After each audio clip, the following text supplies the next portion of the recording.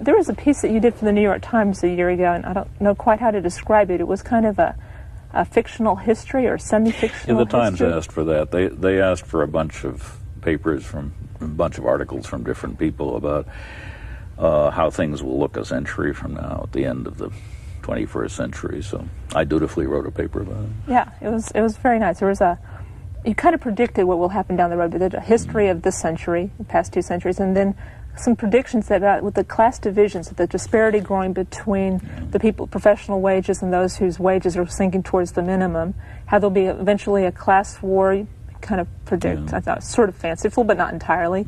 A revolution in 2014, followed by military rule, and finally a re-flourishing of democracy. But this time, instead of being based upon, valuing rights, it would be based upon fraternity or fellow feeling. Well, what I had in mind was the rhetoric of the progressive movement in America around 1910 was against the idea that the essence of America is the individual against the state and the preservation of the rights of the individual against the state.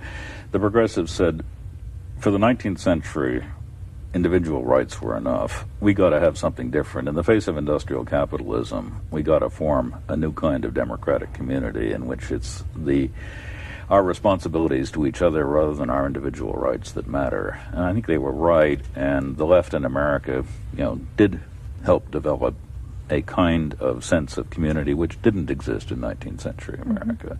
I think that came to an end in the 60s.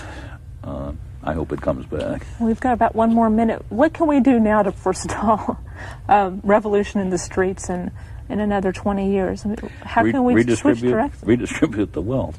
I mean, let the suburbanites be taxed to pay for inner city schools.